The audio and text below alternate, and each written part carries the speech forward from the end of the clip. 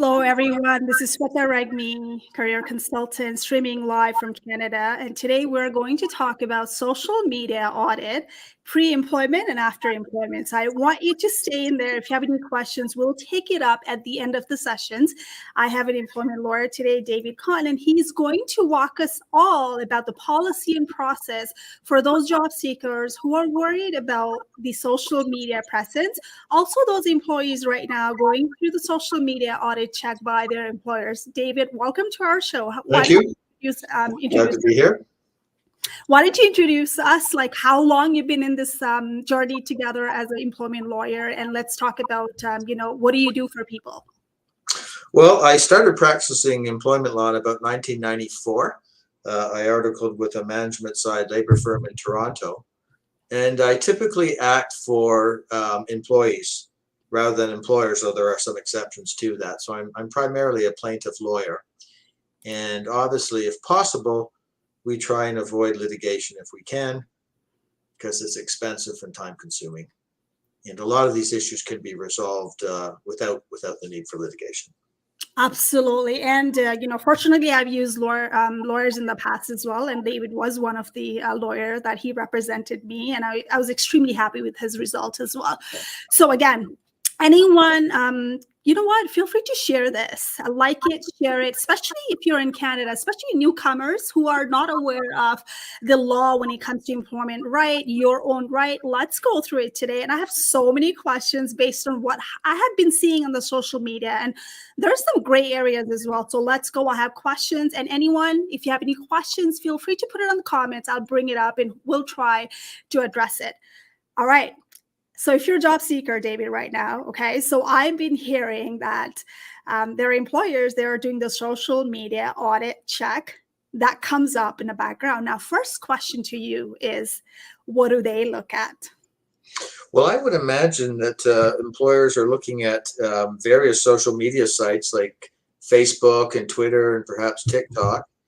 And they want to see what this candidate will be like as a fit with their company. And obviously, if you're on social media making all sorts of outrageous claims or things like that, it could affect your ability to be hired by an employer. So, I mean, you have to be very careful now. So do you have any examples of things like that employer could potentially rescind the offer? Because usually what happens in my understanding is in order for you to actually get fully hired, first there's going to be conditional offer, which is, you know what, okay, you're great. We've done the interviews and would like to offer you. Now there's a conditional offer for you. It's based on, again, it depends on the industry. Anyone watching right now, it could be RCMP check, police report. And if you're living outside of Canada as well for more than 6 months, there might be police report from the other country as well. Also, one more thing they've added is formally or informally, there are the HR department or third party, they actually go around and look at your social media presence. And there's what my understanding is, when they actually want to do that, do they have to put it in writing? Do you consent to social media audit check? Do they have to, or can they do it informally? Well, that's a good idea to put it in writing. I'm certain a lot of times it is done informally. However, employers are often hiring third-party companies to conduct these checks on their behalf, pre-employment. There are a number of offers sometimes, employment offers that are conditional on satisfactory reference checks. And this, of course, usually includes the references that the employee has provided. Like you can call my, former employer, and he or she will tell you about my performance. I mean, obviously, people usually choose, references. They're going to give them a positive reference. I have seen situations where somebody has been going along in the employment process and the application process. They're doing very well, and then all of a sudden, the offer is rescinded because of a reference check and a bad reference from somebody that the employee has volunteered. So let me go back, and then now let's go back into the social media audit check now. So reference check went all good. It was fabulous. Now, when it comes to social media audit check, what do they exactly check? Is there a post that it's directly tied up with, okay, that's not a good post and it's a bad fit? Do you have any example of it? I don't really find that gets to my desk too much in terms of because a lot of this the employee or the potential applicant won't know about, right? All of a sudden they'll find out that their application process has stopped. They're no longer being considered as a candidate. They may not know the reason completely, but you can bet that, it's possible that your social media posts will be reviewed by potential employers. So obviously you have to be careful. Now, question for you is my understanding is when someone actually fails a reference or a credit history check, especially in a financial sector, anytime the offer has been rescinded, employers have to document it. Why? Would they document that? Are they supposed to document it just in case as a job seeker, you go back and challenge it and say, I don't agree with it. I'd really like to know my reference was really good. My police report and credit history is really good. What happened? Are they able to appeal that and whatever, right? Like, can they go back and ask those? And employers are supposed to document it as well, or no? Well, that's very difficult because, you have no guarantee to have this position. And obviously, an employer is going to assess a number of candidates. And if they don't think you're a right fit for the position, that may be the end of it. And it's not as if you have to disclose all your notes about why you're not continuing with the application process for this candidate. So they're not liable to release all the notes unless, they wanted to go and sue them. I bet there was going to be documentations, right? I had a case years ago where the person got a negative reference and they suspected it was from this one person who said to them, I'll give you a reference. So they had their friend call up and pretend to be an employer. And sure enough, the reference gave a negative review of this individual. So they knew they were doing it. And we commenced an action, a defamation action. It was settled. But typically, obviously, you want to use a reference that's going to give you a positive reference. Okay. So when it comes back to the social media audit, I was researching a bit, and there was something that I wanted to bring it up to the job seekers' attention right now if you're looking for a job. So one of the individual back a couple of years back, he was rejected, and there was more than 34 pages of the notes documentation that was done by the third party who did the social media audit check, and these are all done with the help of algorithm. And I was stunned when I looked at those reports. It's on the YouTube as well. Google it. So literally, what happened was the bad post where when people were liking that guy was liking the post about alcohol or something about the race, something about the religion, whatever. So it was literally flagged as a bad hire, and he did not end up getting getting that role at all. And my question to you is, should job seekers should be watching even now, liking those posts that they feel like, you know what, this might be something that might come up in the social media audit, because it is happening right now by the algorithm. What are your thoughts on it? Well, that's a very good point. I mean, a person isn't necessarily going to go through Facebook and review your likes. I mean, you'd have to spend all evening doing that. But now AI can allow companies to do that really quickly. And to me, reviewing likes and that's really quite a detailed search. But the potential is there, right? I mean, employers will certainly use that. And of course, sometimes, what's to stop an employer from checking anyway? Just say, well, I interviewed this person, they seem pretty good, but I'll go on Facebook. Absolutely. Now, it is my understanding that whatever you put it out there as a public post, it's going to be used against you, and they're totally good. It's totally legal. Is that correct? Yes. Obviously you have to be very careful when you post something because it's out there forever, right? You can't really take it back. I mean, you've heard celebrities will say something on Twitter and then they're deleting their post, but the toothpaste is out of the tube, so to speak, and you can't put it back in. So that's and they can still held accountable for it, even if it's deleted. Yes. I mean, you've seen this. It's a little bit shocking, but you've seen now where people are being criticized for posts they made 10 or 15 years ago in some format, and it comes back to haunt them. So you have to be careful. That's right. Now, the shocking part of me was now, I don't know if it's rumor or something. If you're in Canada or US, there's a trucker thing went on, right? Apparently, they are actually looking into that as well. Who's liking those posts? Who are supporting as well? So those are totally personal, right? People might support some campaign, and some people might not support some campaign. So, what are your recommendations for job seeker right now? Who are looking for a job, or like they really feel passionate about something, like should they be vocal on a social media at the cost of losing that offer that was made? What are your thoughts on it? I think they should be very careful and not be so vocal, especially about hot button issues like the Freedom Convoy or vaccinations or things like this. Um, it's kind of, I saw a t-shirt once that said, everybody is entitled to my opinion. Well, that's not necessarily true. I would say, especially for job seekers, it really, everybody's on their best behavior during the interview process, right? You want to impress the employer as being a suitable candidate. Obviously, you wouldn't go to, 20 years ago, you wouldn't go to an interview with some big button advocating some political position. You just wouldn't do that in an interview. And now your interview is extended. The employer can still be learning about you once you've left the office, after the interview. So I think erring on the side of caution is certainly a good idea for job seekers. Awesome. Thank you.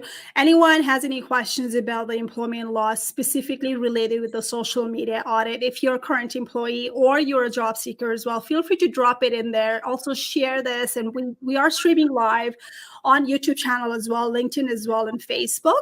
You do have an option to go and watch this replay later on when you can, okay? And type in replay when you're watching it. It helps me understand how many people are watching after hours as well.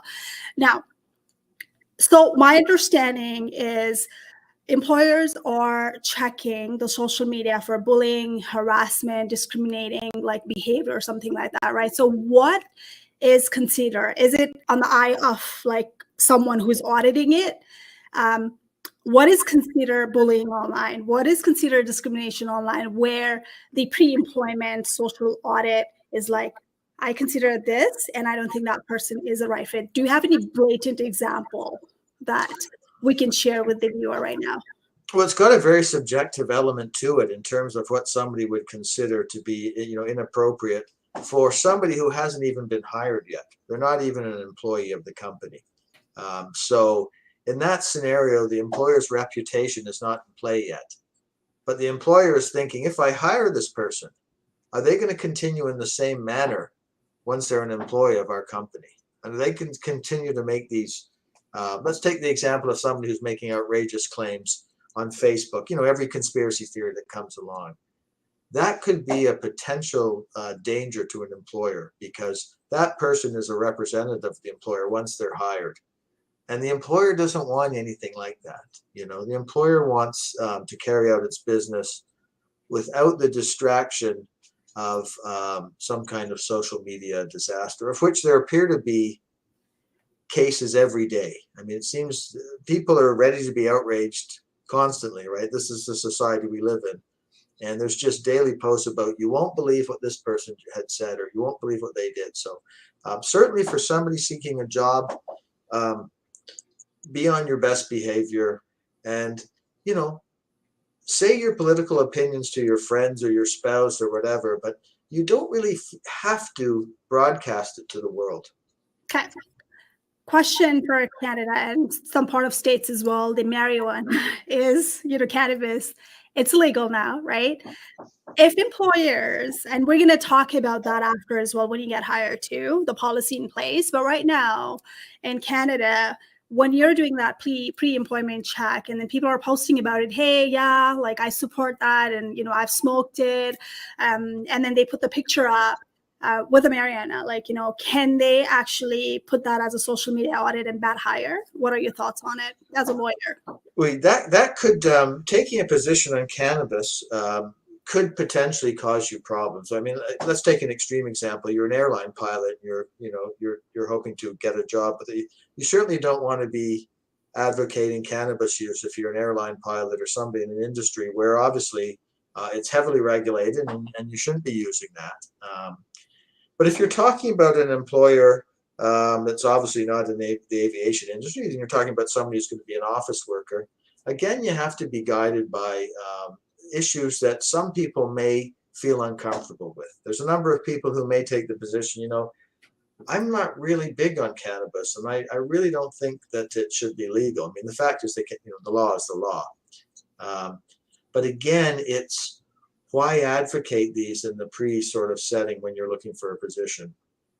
To use my example again, 20 years ago, you wouldn't show up at a job interview with with a button with the marijuana symbol on it.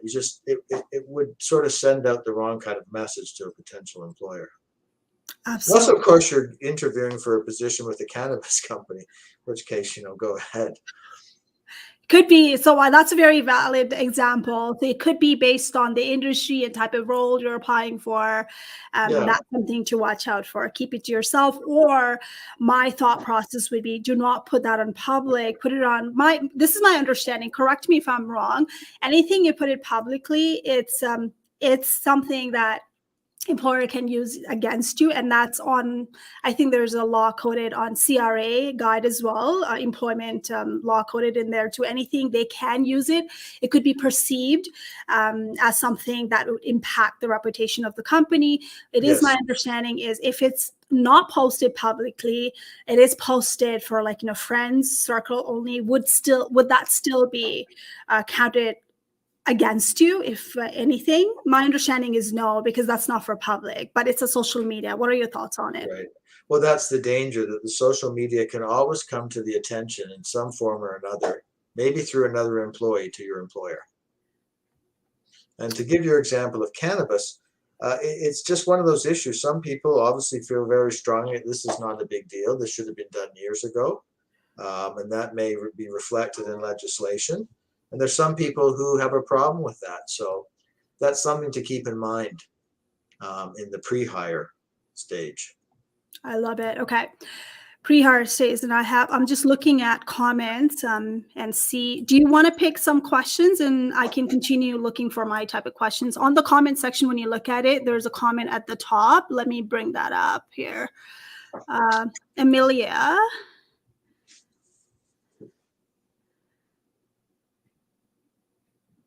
Are you in Canada, Amelia?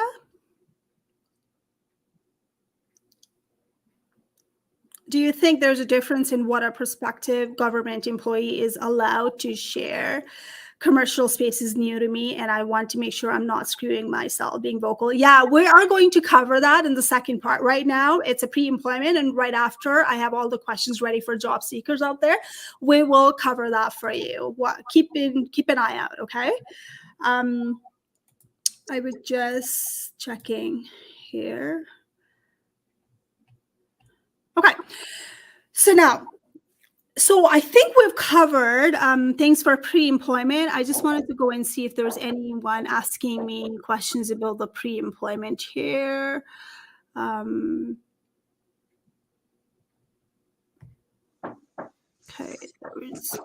Right. Okay.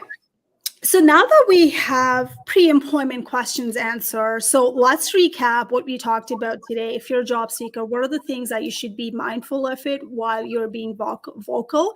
Because there are the third party that are using it. And I understand that third party are being used because to avoid that, the legal aspect to it from the employer's perspective, so they can get away with it, saying like, okay, it's not us, it's them kind of thing. Is that correct?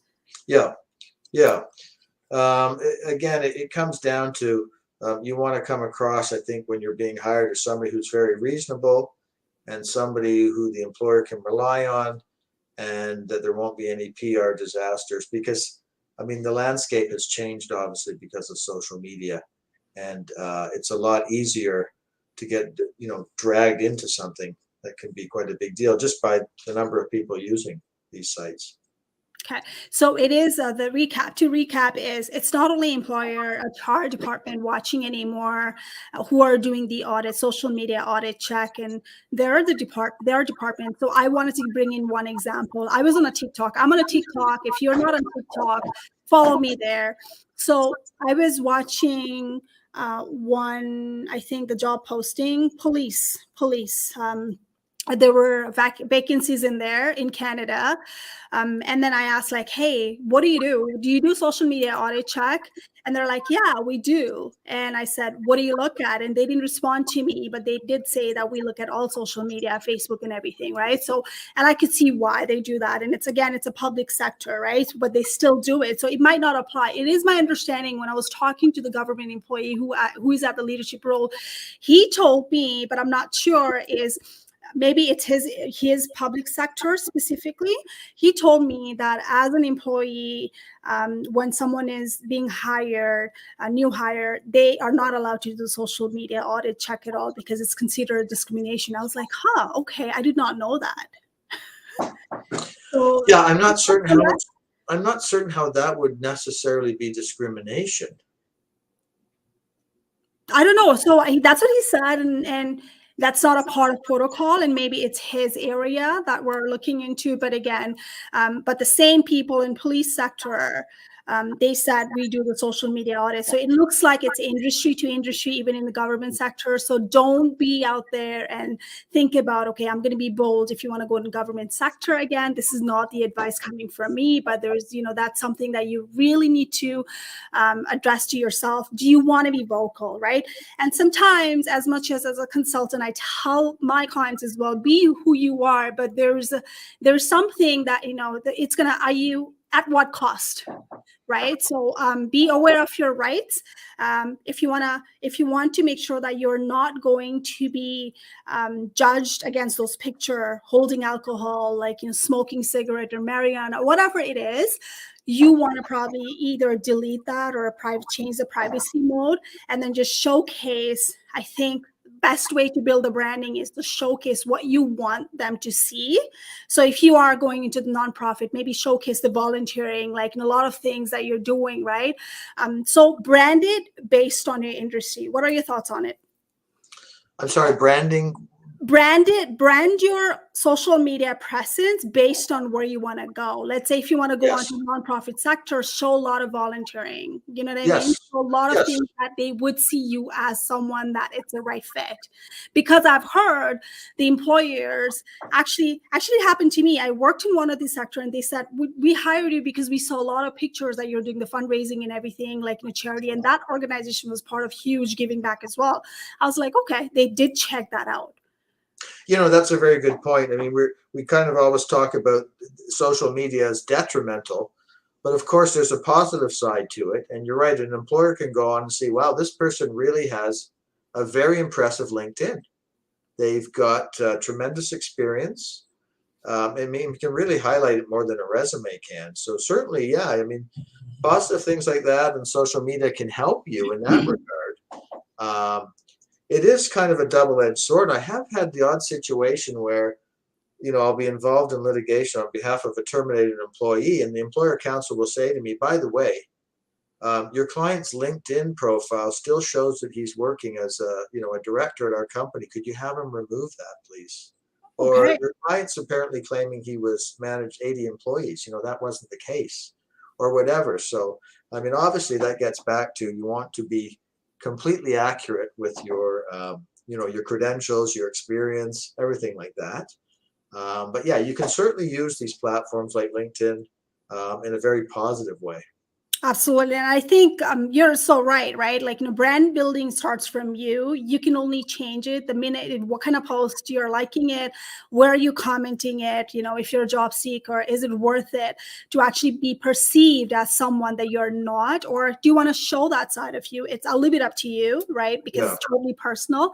Let's move on. Let's wrap this up for the job seeker perspective from pre-employment. Let's move on to the second stage, would be as an existing employee. Yes.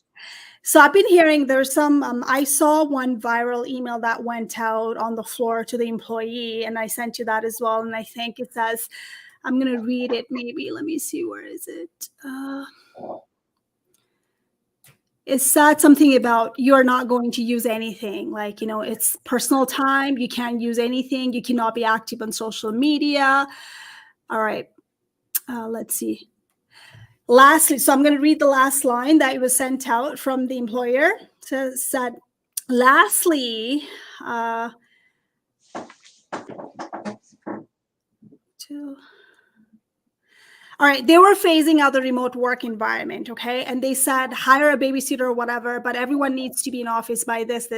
Alternative is termination. So I suggest you be very carefully, before filling another complaint. So that was part of the remote work, and then coming into the work. So lastly, it says, due to recent incident involving cell phones and non-work related websites are no longer allowed while on my property. IT is installing web blockers next week, and you'll be required to check in cell phone at my desk before you're allowed to clock in. Again, this is non-negotiable, and your alternative is termination. Maybe if you could not resist the urge to browse Facebook instead of doing the job, we would not have to take this measures. What are your thoughts on it as an employment lawyer? Well, I mean, there's a lot there. First of all, that does not sound like an Ontario employer, because it's very difficult to take such a draconian approach to your employees. It kind of would get their backs up. I mean, that kind of post, I almost thought maybe it was somebody venting. Having said that, though, the employer does have a right to have you perform work while you're at work and not be on the internet for 2 hours a day, sort of planning your wedding or your vacation or, the trip to Vegas. So there is it's become harder with people working at home. It's one thing when you had the employees in the office, people could go by and see, that they appear to be working, right? At home, there's a lot of people working from home who might not be. So an employer, has some justifiable grounds for making certain people are working. And I've heard of it where, some employers are saying, look, if need be, if we have a meeting, we're going to need you to come into the office, we'll give you like a couple of days notice. So this is like, let's say Friday, let's say they say on Tuesday, we're going to have a meeting. Well, that certainly solves the problem of somebody, who's in Fiji, pretending to be working from home, might not be able to get to the office. Again, it comes down to your obligations to your employer. Okay, But now that let goes, me move back. So let me move back to, okay, this is the case. This was the email that was sent out to the staff, right? So obviously whoever sent it out, if it's in Canada, they were not well aware of protocol, but you're saying to me, it's totally okay for employer to do it if they want to, because they're using the company property when they're working. So it is okay? well, not to the extent that the text that you were reading. I mean, an employer can certainly, they can certainly monitor your email, your social media while you're at work. You're now a representative of the employer. So that certainly is well within the bounds of an employer to be. Now, let me stop you right there before I forget this. When you said that, employer can certainly monitor, does that mean that employee, it's a part of onboarding process, employee have to sign that terms and conditions? Well, it is handy for an employer to have a policy, a written policy saying, look, these are the expectations that we have for you as an employee, okay? And set out a policy, have a clear policy that can be applied if it's breached. And, the policy could contain things like, as an employee of Acme Corporation, we don't express political opinions. We don't retweet conspiracy theories. We don't tell what we think about what's going on in some part of the world, which is, you've got to do your job. Your home time is fine, but while you're a representative of the employer, you have to exercise a certain amount of discretion. Do they have to outline them with an example, or can it be vague? Well, you should outline them with examples. And now, there's a new bill. Bill 88 has come into law in Ontario. And now if you have a company with 25 or more employees, you have to set out how you'll be monitoring employees in the workplace. And you'll have to have a written policy about that. There's requirements, there's responsibilities for both parties. One is the employer certainly has the right to direct their workplace and what the employees are doing in that. Not to the manner in which the text that you were reading. That sounded more to me like, and to say to somebody, by the way, and if you don't, it will be immediate termination. That's not really going to fly in Ontario. There's a very, very difficult threshold that has to be met for an employer to establish just cause. Yeah. And that was set out in a Supreme Court case called McKinley and BC Tell. So this sort of threat that you're going to be subject to immediate termination, it is possible, depending on how egregious it is, but it's not likely in Ontario. I remember, I remember me signing in a corporate world right after it's a part of onboarding, like, you are going to be monitored, electronic thing. And whenever something changed, I had to sign it again. But I don't remember them listing it out, like, these are not allowed or whatever, right? Again, I remember a couple of employees who got fired for visiting the sites that they're not supposed to visit, which is like, the sites. Yes. And even, like, although in work computer, you can't visit those sites, I'm talking about total blatant, like, the sites that you should not be visiting as, like, person, right? Especially at work.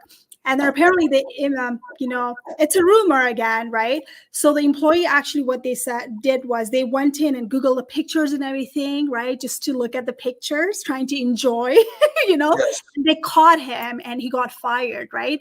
Yes. So, and then I think that sat on the policy of electronic communications, even though it didn't Yes. say anything in there. So they can fire you for doing something with the cause, correct? Yes. Yes. Again, it's a difficult test, but you certainly can be disciplined in an Ontario workplace. If you're looking at, pornography while at work. That's There's exactly two what it things was. there. Yeah. Yeah, one thing, you're looking at pornography, which you're not supposed to do for your employer. Secondly, it is kind of a form of time theft because your employer's not paying you to do that. They're paying you to do whatever it is, you're hired to do as per your job description. So yeah, that's definitely a not something you should do at the workplace. Of course. Okay. Coming back to the questions that Amelia had, Yes. I think she had a follow-up questions. Let's take it. I think she's an existing employee and she's worried. Thank you. I'll keep that at the forefront of my mind. Follow-up question. This one regards accountability. If there's a serious issue being raised by someone job seeker for months and it finally breaks into the mainstream, should they continue to raise the importance of reviewing things such as intellectual property infringement regarding dubious AI practices? What are your thoughts on it? So it sounds to me what Amelia is talking about is when somebody's seeking a position, they might be able to express concern about what the employer is reviewing in terms of looking at intellectual property. Amela, can you confirm that so he can take that if you're still here? All right. Hey, Nathan. Good to see you. All right. David's going to answer that if you clarify his questions. All right. So on a social media audit for employees, for the government employees that I've heard, people who have worked, and I have a few clients as well, apparently the email gets sent out to the internal staff around the election time saying that, okay, these are the policy. You're not going to be just like the way you said it, like it, endorse it, retweet it, whatever it is. And the language is vague. It's scary that you don't even want to do anything to avoid that trouble, apparently. So I did not even know. And to the point that the people at the leadership level, they cannot be even seen with the politician, even they are participating on some kind of public event. So is that true? That's a policy that government has? Well, I think with a lot of government employees, you are supposed to remain neutral in the sense that, governments change. Maybe it goes, back from liberal to conservative to possibly NDP. But as a civil servant, you're kind of non-political while at work, obviously. Obviously, in your personal life, I think you're free to campaign on behalf of a candidate. You're free to express your opinions about the prime minister, the premier, whatever. But in your capacity as a public servant, probably the best approach is not to take an overtly political stance on something. Right. And that was something that it's a part of policies, which makes it very easy for an employee what not to do. And that's fantastic. I think the corporate world needs to do that as well. I haven't seen, although we signed the documents, but it does not outline what's good, what's not good. And it's like vague. And this is where you gotta identify what you can do and then maybe like disagree with it or ask them to redraft a policy. Let's say someone actually does get fired because it was an honest mistake. What are their way of, coming back to employer and holding them accountable that they were not clear on it? Can they do that from the employment right perspective? Well, that certainly would be an option to take. It could, that the sort of claim would be that, look, you had a policy, it wasn't clear, It wasn't clearly defined, and I really wasn't certain what the terms of the policy, were. And keeping in mind that the employer has the obligation of establishing just cause, that could work possibly. I mean, there are other measures that are short of termination, especially in a unionized workplace. If somebody's a unionized employee and they're bound by a collective agreement, there's more of a progressive discipline. So breaching some kind of social media policy may result in a 3-day suspension or a 5-day suspension, and not immediate termination.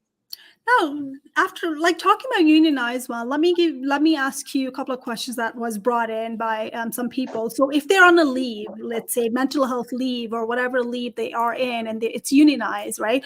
So if they wanted to do something while they're on leave, which is what makes them feel better, so the therapist actually says, you know what, do what makes you feel better. Do you want to make a video about your journey, whatever, to educate, or write the post about this, whatever it is. So can the employer audit it and come back to them saying that, you know what, you're active on social media? What are the rights when it comes to that policy? Can they hold them accountable? You're on leave, but you're posting on social media. You're pretty active. What are your thoughts on it? So you mean in terms of using social media to catch somebody up who's claiming to be they're disabled, and then there's like mental health leave, right? Which is something that people go on stress leave, STD, LTD, whatever it is, so they have their life outside of work as well. So it makes them feel better. Yes. Some people might be writing blogs. Some people might be, learning the music and then trying to sing it to relieve that, right? So can employer come back to you and saying why it doesn't sound like you're singing, or you're let's say dancing, you're doing this, it doesn't sound. Can the employer actually come back to you and say, look, we saw this, and we don't think you really are suffering from some kind of mental illness right now? Certainly, I think the answer to that is if they are, you have medical evidence, right? And can't argue with the doctor. Well, you can argue with the doctor, but if the doctor says no, this person needs to be off for this length of time, that's pretty good evidence that despite the fact they may have posted, they're at a family picnic or they're playing frisbee or something, they're not required to sit in a dark room and do nothing for the whole time of their leave. So it would be tough for employers to do that. Years ago, kind of pre-social media, I do recall you get these cases. It happens a lot in insurance. Somebody's claiming that they can't work and they're injured, and then the insurance company produces film evidence of them roofing their house, or taking part in a touch football game or something. And you can get into ugly disputes with that. So obviously you have to be careful. I think what the employer really wants to focus on is they don't want their reputation to be damaged by an employee. Right. Okay. There's a question here, I think. Close more along the lines of individual rights being squashed by a well-known company in the private sector. I could be specific, but I think it's best to have some ambiguity in the public forum. There's a press release of IBM versus. Are you aware of that? No, but what I would say to that is keep in mind, a lot of your sort of freedom of speech, obviously you have. These are all charter rights, but they're not as broad when in to an employee in an employment setting as they are if you're not in an employment setting. In other words, there's not unlimited freedom of speech in the workplace, and an employer again wants to make certain that their reputation is not damaged. You can perform your duty satisfactorily. Your coworkers can work with you. All these things are legitimate. So you don't have unlimited freedom of speech in the workplace. And in Canada, you don't have unlimited rights anyway. There are reasonable limits on all the charter freedoms. Okay, going back to this, that it has happened to me as well as a manager who's managing someone that I felt like they were into cannabis, right? So I could smell it, but there was no policy in place because it was new at that time. So leadership team was not trained. And how do you support the people who really have that need that they have to go and then go with the marijuana, right? The prescription, whatever. So we were not trained on it. So let's say that you see someone doing that on social media as an employer, as a manager, whatever it is, or some kind of party you're part of, whatever it is, right? What are your responsibility as from two? Let's look at from two different angles, right? As an employee, do you have to declare it? As an employer, do you have to have policy in the place? Is it part of the onboarding?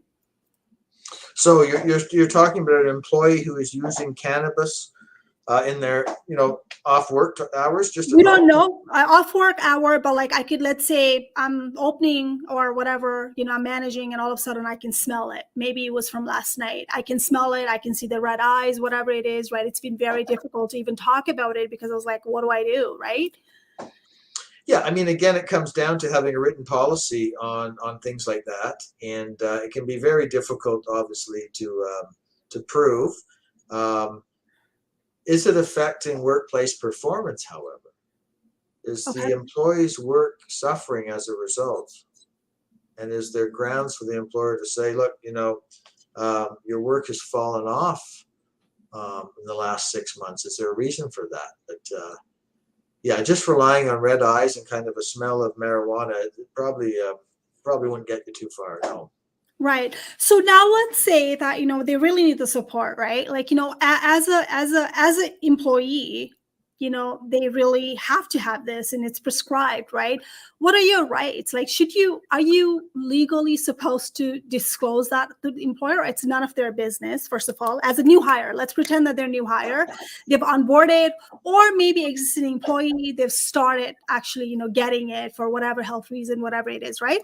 Are you required to, disclose that to the management team or HR? How does that work?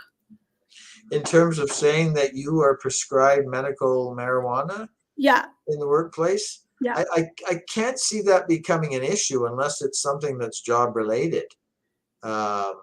It's not usual for employees to have to say, by the way, here are all the things that you need to know about me that you may find to be detrimental in the workplace. I mean, I think your obligation is to perform your job functions, and obviously not to come to work under the influence. How But do you measure that? Like, how do you measure that, right? Like, people could go out on lunch break and vape. It's marijuana too, right? Like, how do you like, now you've found out as an employer, or let's say they do that and they have to do it throughout the day, whatever prescription says, right? So as an employee, if you don't disclose it, can you get in trouble? well, I mean, it can certainly become an issue if your job performance is affected, or if you're using it at the office, I would think. But in terms of disclosure, only when it becomes an employment issue do I really encounter that. I mean, Okay. obviously, the most common one I've seen is alcoholism among employees, which is a serious illness. But in every case, a doctor is involved.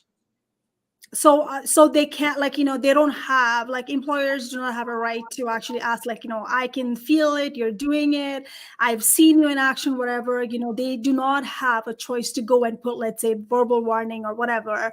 Like, there's a matrix before you terminate someone, right? Now that it's legal, I think I haven't seen a corporate world that, how it's been managed to, from the support perspective. Do you think employers should, before they actually start speculating it, do you think employers should actually put those policy in line? Like, if you need the support, we need that in writing, and doctor medical notes. Do they have a right to do that, or is like none of your business, none of my business, unless it's impact the productivity?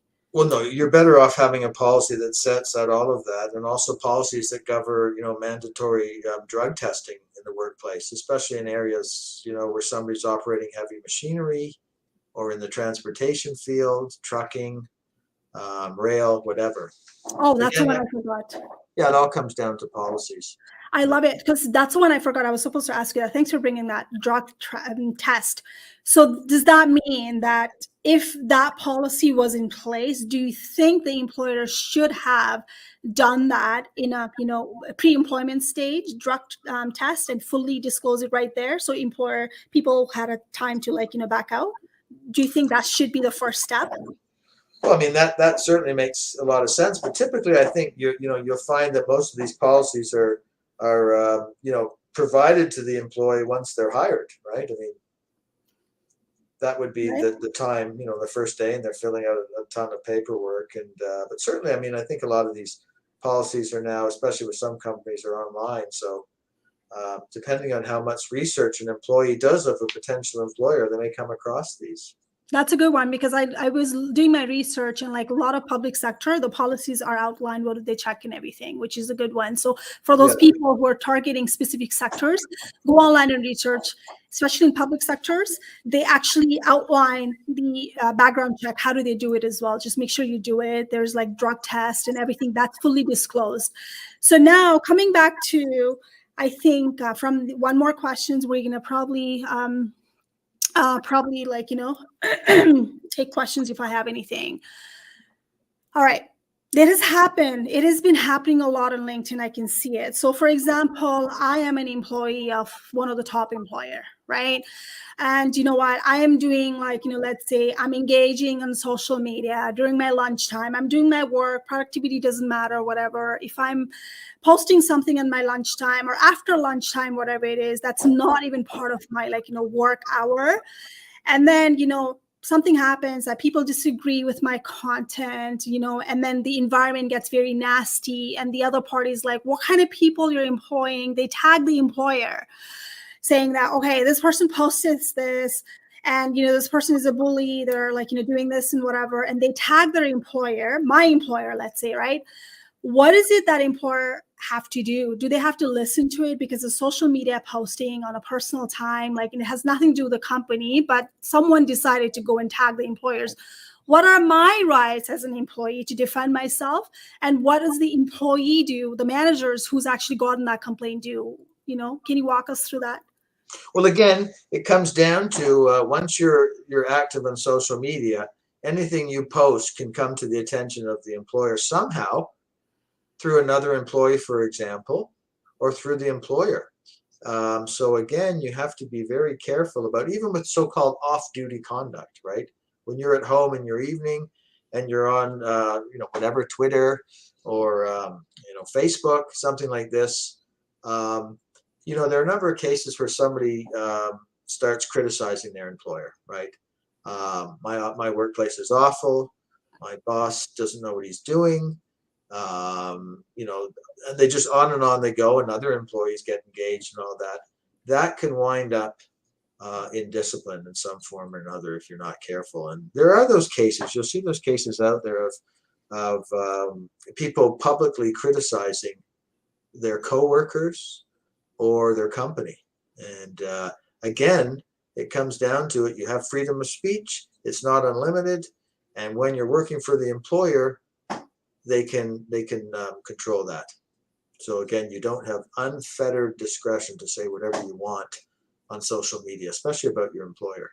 Okay. What if it's not about employer? It's totally personal post. Like somebody posted about, let's say, some picture, they saw it and they were like, you know what, I don't like this. I see the gender gap. I see like all the race, thing. People are not included. There's no DI. Yeah. So if that's their belief and opinion and everything, and they're putting a post together, and someone actually thinks that, well, you're being racist, you're being this, like what, and tags the employer and says, well, this person is racist, right? But then it's like opinion that they feel it, they are passionate about it. So as an employee, what are their rights? And as an employer, what can they do? Do they have to sit down and put the terms together? Like, you can't do that. Like, does it have to be policy written for that individual? Or like, how does the coaching happen back of the door? Can they be terminated as well in the place? Well, again, it comes down to have a social media policy that all employees are aware of. If you have a situation where it's been brought to the employer's attention, there's some post that might be off color or whatever, that certainly doesn't sound like grounds for termination. It may require a meeting with the employee to say that, look, you're an employee here. We have a reputation. We can't really be taking a position on what's happening in some part of the world where there's conflict. You can take that position, but while you're working for us, you have to exercise a great deal of discretion. And we have this policy that we don't want you commenting on things like this. There was a case about a woman in Toronto, I believe, and she became very involved in Black Lives Matter. And she wanted her employer to become involved in Black Lives Matter. And they agreed to make a post. And she didn't like the post. She didn't think it went, there was, first of all, there were errors in the post. And she started to become very vocal about her employer and about how, they were racist. They were this, they were that. She was very out there, just expressing her views. And the employer attempted to bring an injunction to stop this, and they weren't successful with the injunction. But when you saw some, and again, it was an attempt to, for an injunction. And when you saw what had happened there, if you're a very vocal employee, and you might be passionate about a lot of issues, and that's fine. I mean, you're allowed to be that. But if you drag your employer in and you start saying, well, you're not doing enough for this cause or whatever, that can be a big problem. Yeah, so like we're talking about the existing employee. Like I totally get it. It's like in a relationship they can be called. What about those people who've left and who've seen the gap, and we want to call the ex-employer without actually putting a name in there, right? Like is there any protocol that people who've left the company and they're really not happy about those ex-employer? Like, is the protocol that people should be watching as well before they put the post together? That's a good question. When you leave a company, you still have some obligations to that, your former employer, and one involves confidentiality. Yeah. During your employment, you likely have come into contact with a lot of confidential information. And you obviously, once you've left, for whatever reason, if you've resigned or if you've been terminated, you don't have a right to disseminate that information. You have to keep that information confidential. And, you have situations where people are terminated and they say, well, guess what this company's doing that you should know about? Well, you might find yourself as a defendant in a civil action if you're not careful. So when you leave a company, obviously your employer doesn't have the control over your day-to-day because you're not, you're no longer an employee, obviously. But you can still be subject to various torts. Right? You can still be not guilty, you can still be found to have defamed the company, or you've made improper allegations. So, you're not home free. And of course, my advice is once you leave a company, just move on. Okay, perfect. Good to know that. And talking about the confidentiality, right? I mean, what if that was not signed? What if that's an opinion that the people had about those employers, right? Yeah. Well, making awareness, freedom of act, right? Like what can they do if they didn't sign the paperwork? That was something experience they went through. That was their testimony. Can they still? What are the things they should watch out for? Couple of things pointer they should watch out for from the lawyer's perspective. Well, that's a good question. Whether or not they have a confidentiality policy, you should still keep information confidential. Yeah. I don't think you can disseminate a whole bunch of information that could damage the company and say, well, they didn't have a policy on this. It's just an obligation that you should have, and you'll see that in a lot of employment contracts too. That you have an obligation to keep all the information you're going to come confidential, and that survives, the severance of employment. That's a good loophole for employers, yes. Right? Like put in everything. So good question there. That is a very good question. What happens if a company takes a position on a political issue and try to enforce that internally? That is a good one because as an employee, I think your obligations to the employer are to, carry out your job functions to the best of your ability, not disparage your employer, keep information confidential. But I don't think you have to adopt the political positions of an employer. Awesome. Yeah. Now, political, that's a tough one because obviously some people, that's a good way to cause an argument because some people may love this party and some people not so much. So taking a position like that is one thing, but to require your employees, that's a good question. That's a very tricky one. One last questions before we leave, and if you want to add something, you can add in. So let's say as an employee or someone on the social media, that was a public thing, they saw it, the pictures, whatever it is, they saw it and they actually took it out and then started to put the opinion. In my opinion, this is this is not right, right? So what are the things they should be watching out for, or what are the things that people on the other end, they didn't like it? Can they come back and say, listen, you know what, I don't like it, what you wrote? Isn't it the part of freedom of speech, or it depends?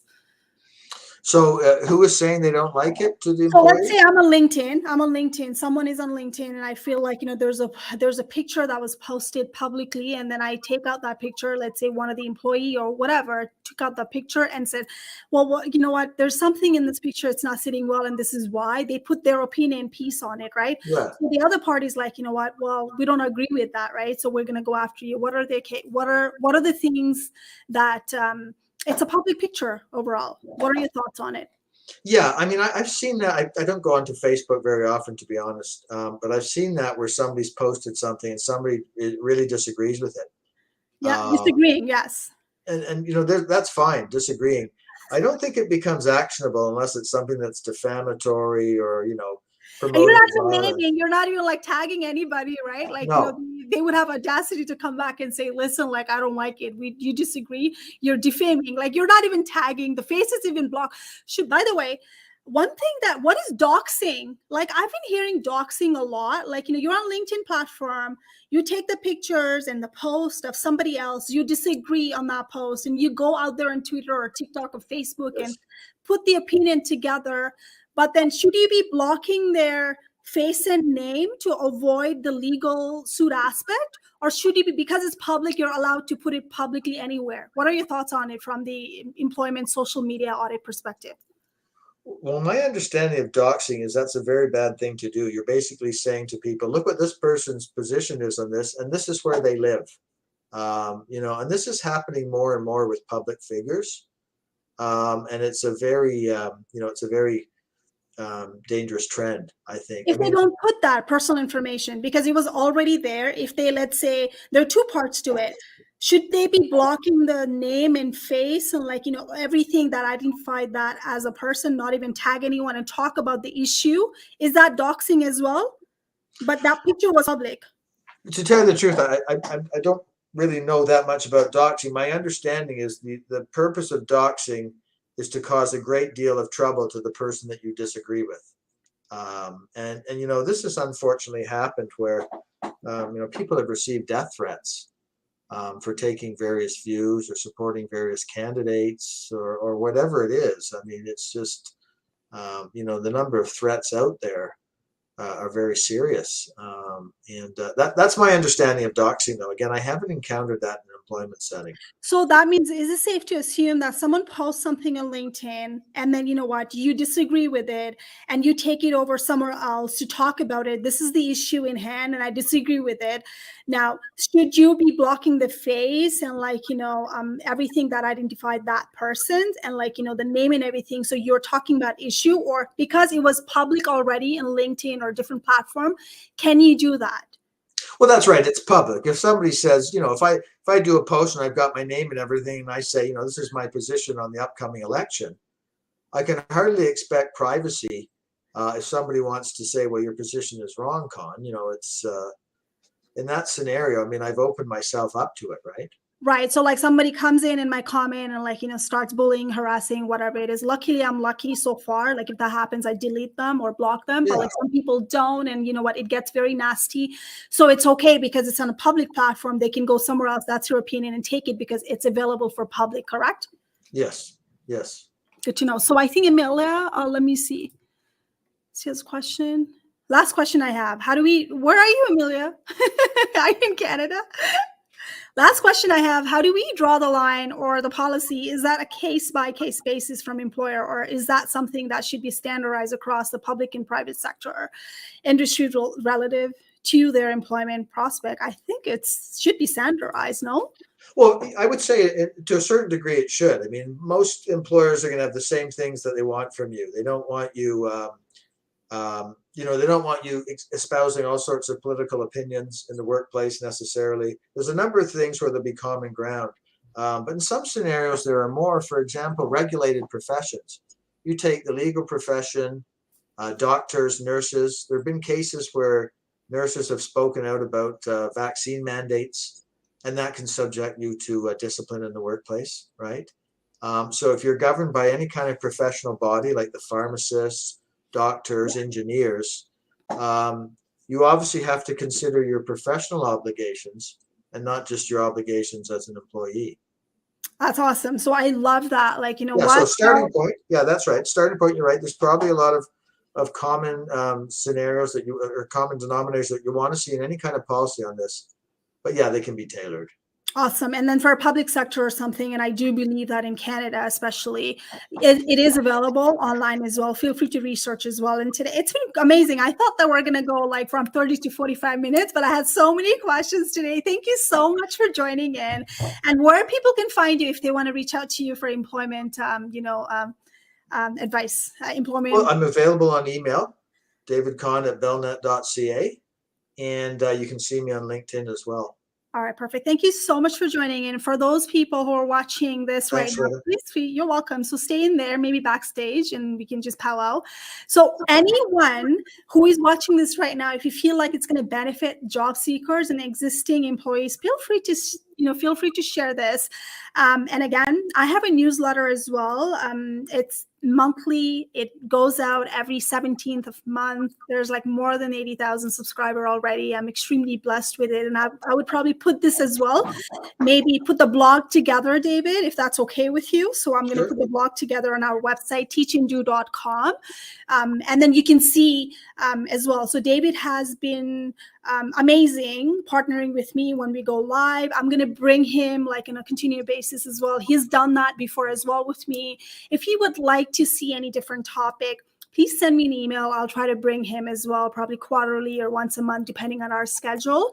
And if you need any free resources when it comes to job search, if you're a newcomer in Canada, there is appointment section as well. You know what, talk to me, send me DM, and there's the free resources you can download online as well for any website, job sites, immigration link, like what do you do as a newcomer, how do you settle yourself in Canada, and any questions about job search, reach out to me directly as well. I have my open message on LinkedIn. Other than that, thank you so much for joining in, and I would love to hear a feedback from you, what I could have done better for next time as well. Thank you so much, David, and thank you everyone for watching me. Bye-bye. Bye.